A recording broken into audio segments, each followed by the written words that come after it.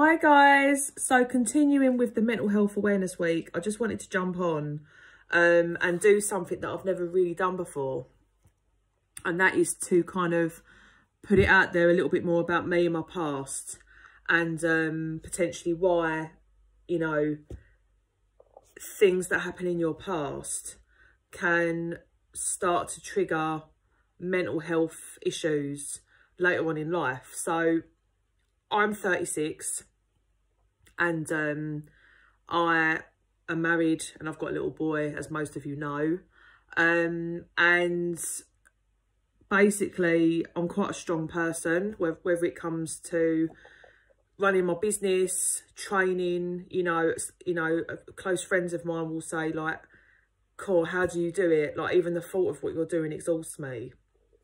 But I've always been a very strong-willed person, and I do think it's got a lot to do with my past. So I haven't really shared this kind of information before on like a platform like this or done a video, but I've seen so many inspiring people share pictures and videos from the past, from when they've struggled with mental health, that I thought I'd jump on it too and share a bit about me and potentially why I now struggle with my mental health and why it's okay, because it's all I've known. So like I said, I'm 36 and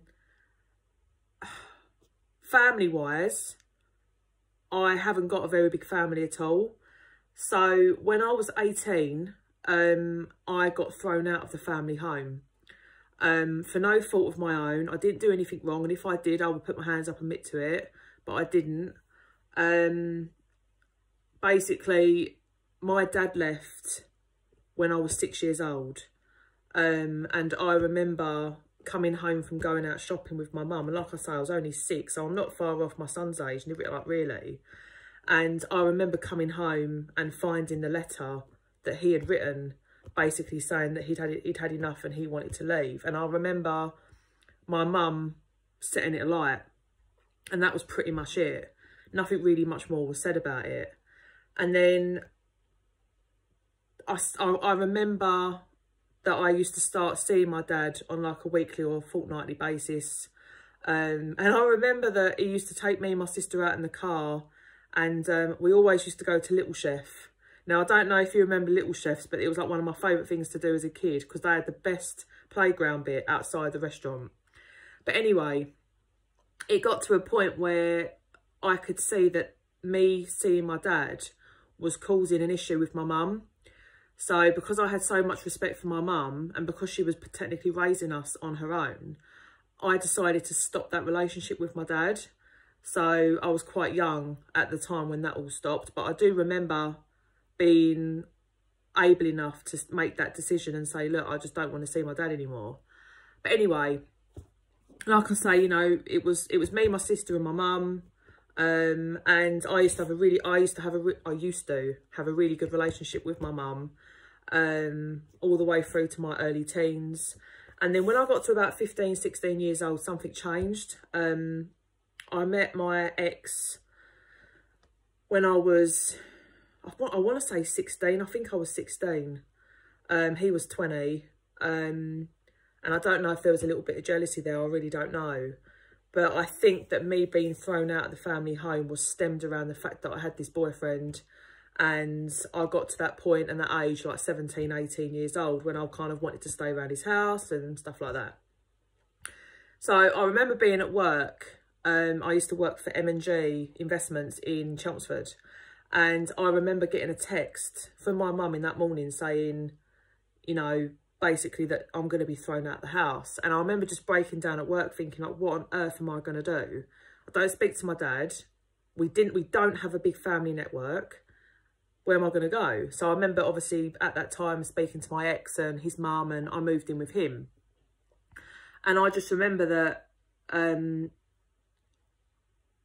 when I was staying with him, my mum had literally packed up my whole bedroom from my old family home, put it all into black bin sacks and literally dumped it on the drive of my ex's mum's house. And even to this day, there is still things that I remember having that was never that were never packed that I really, really wanted. And obviously I never got them back. So I stayed with my ex and his mum for about a year or so. And then me and my ex rented a house.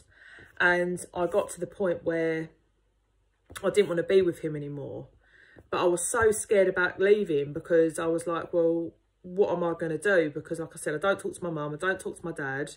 I had no savings. I was 20, 21 years old. And I really, really did not know what to do. So I couldn't stay with him just for security reasons. I knew I wanted to get out, and I knew that I was going to have to fight it and just go for it and mature very, very quickly. So I managed to sort out a flat, and I basically broke up with my ex and moved out of the house that we were renting together, and I rented my own flat.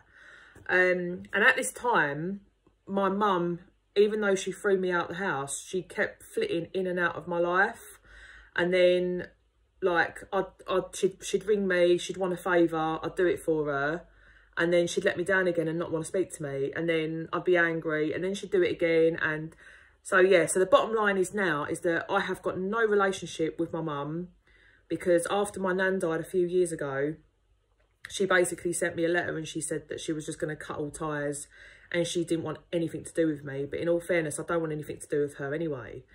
But to this day, like, I know there are people out there with like broken family environments and stuff.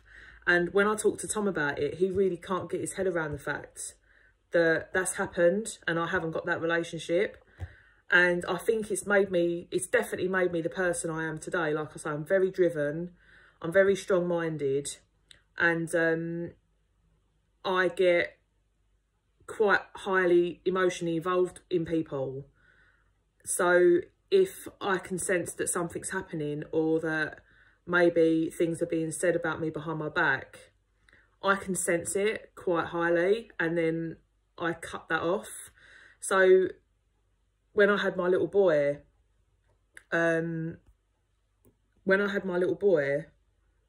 I had a stage of meeting loads of mums in baby groups, started to become really good friends with them all, and then something would happen and then I would cut ties with them because I could sense that something else was going on. So to put it bluntly, I'm not a mug. But yeah, it is hard, like, and I think this will always affect me in my mental health until I grow into an old lady. And my dad came back into my life when I was planning to get married to Tom, and then we had a falling out, and then we haven't spoken since.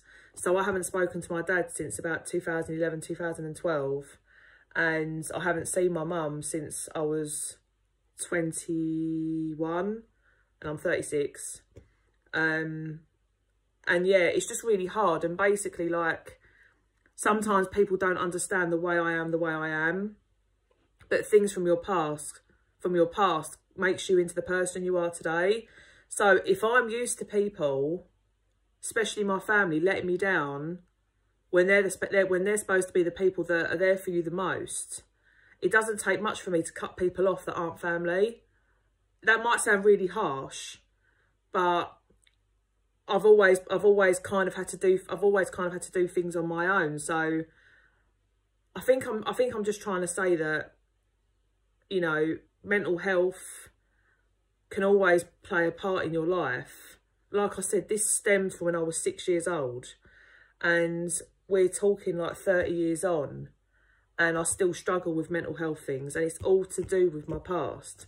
Now, there's a lot more that's happened that I'm not going to share on this video, but the bottom line is that I've just not got that relationship with my parents at all, and I won't ever have. And then when my nan died a few years ago, I was absolutely devastated because she was just like a lovely, genuine woman, and I miss her dearly. And thanks to my nan, you know, when she passed away, she did leave me a bit of money in her will. Again, I'm not going to share how much because it's just really not important.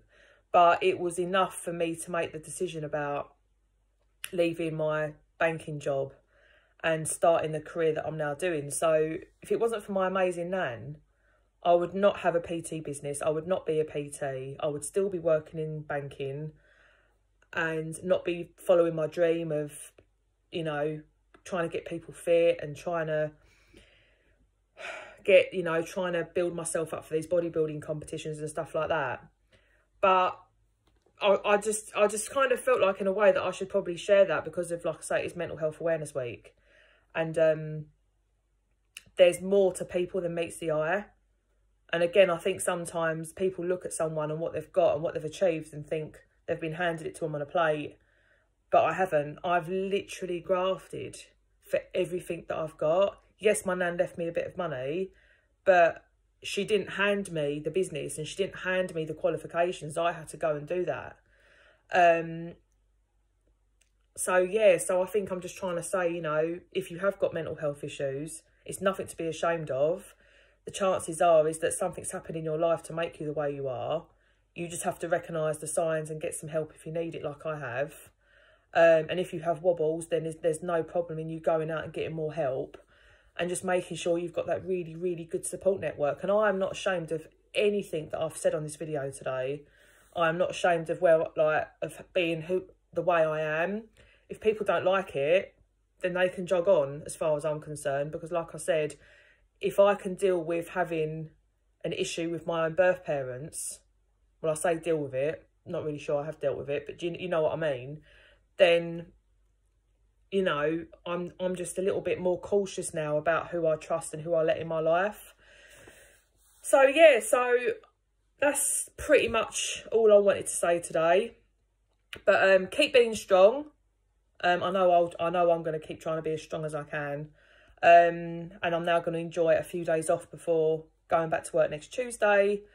But yeah, there is absolutely nothing wrong with sometimes showing what you're about and your past, because the chances are is that someone will watch this and potentially has been through it themselves or been through a very similar situation. So yes, that is me done. Another long video today, but it's something that I'm going to put on YouTube to keep it real and to talk about and for me to air out why I am how I am. But I hope everyone has a lovely rest of their day and weekend. And I'm now going to rest. Well, I'm going to the gym, but I'm not working for the next few days. And I'll see you guys very soon. Bye.